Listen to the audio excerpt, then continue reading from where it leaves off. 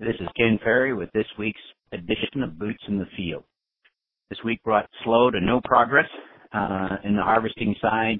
Got a lot of horror stories about stuck combines and grain carts.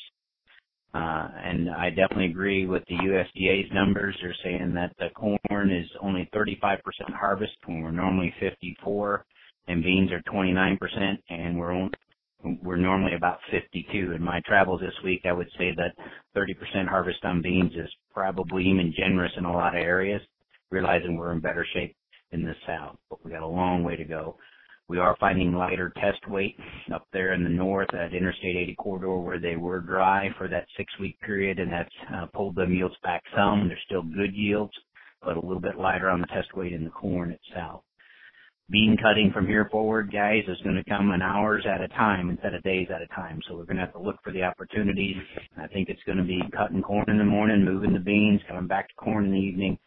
We are running into some elevators that are now starting to back up on corn, so we got to keep that in mind as well. Getting a number of calls this week about what we're going to do with these wheat acres, and these wheat acres have me concerned as well. Not only are the fields not dry enough to put the wheat in, but most of them have crops still standing on yet, meaning that we got to get the field harvested. I do think the window is closing on high yield wheat, and I think our opportunities are slipping past us. But when it comes to wheat, I guess the first thing I'm going to ask you to do is check with your crop insurance agent to see how late you can plant wheat and still be covered under insurance. I know for parts of the state that's going to be around the 20th. I know in the South it's going to be closer to the 30th itself. Failed wheat was profitable this year when the winter killed out and we're able to collect the insurance check, and now we're harvesting over 200 bushel corn in those same fields. But I personally would not go at this wheat without some crop insurance to back you up. The later we plant, the more the yields drop, and the more the expenses are going to go up for the crop itself.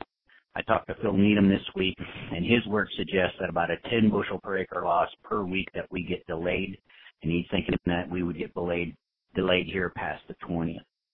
I know some of you already have wheat sold, and in some cases you have the straw sold, and you're kind of forced. Others indicated that they got to have wheat ground to spread manure on, or they won't make their manure storage last through next summer.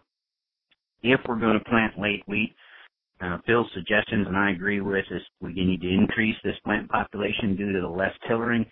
So we're looking at, instead of 1.5 million, moving our populations up to 2.25, maybe even 2.5 million, depending on how late it gets. Look for winter wheat that has got winter hardiness. So a situation where we want some good hardiness in the hybrid or the variety that you're going to plant. Don't plant deeper than an inch. Keep it shallow so we can get this wheat up as fast as possible. And a lot of this wheat, because of the delayed in bean harvest, is probably going to go back into corn ground, where the nitrates are 2 and 3 parts per million, so we're going to have to add some nitrogen to it this fall. If you can get a source of nitrate, like ammonium or potassium nitrate, that would even be better yet, to try to get some growth to this wheat so we're not fighting a nitrogen deficiency on top of it.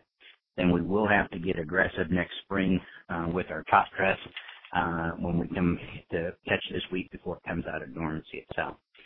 Again, I guess I would start to look for a different alternative in your crop rotation if possible at this point.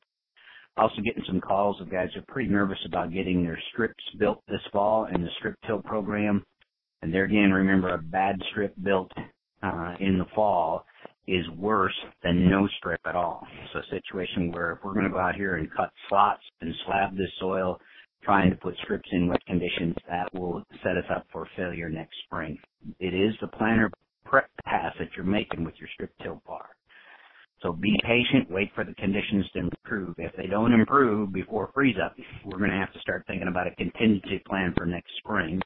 But at all costs, we got to keep this seedbed sacred. We can't shoot ourselves in the foot this early in the season itself. Getting a massive amount of water hemp out there, especially in low-lying areas that came through late in the season, and guys are happen to harvest around some of these spots. We did send a number of samples in and still are to the university, and are seeing a surprising number of palmer and resistance coming back with it. And with that, I want to say that you guys check the website.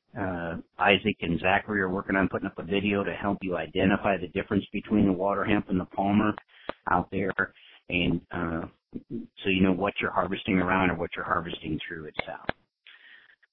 Don't forget to give us as much notice as you can on the plots that we have yet to harvest, so we can keep tight with the harvest schedule and get these plots harvested for you. And also don't forget to call in those fields that need soil testing as soon as they're harvested, so we can stay as close to you as possible.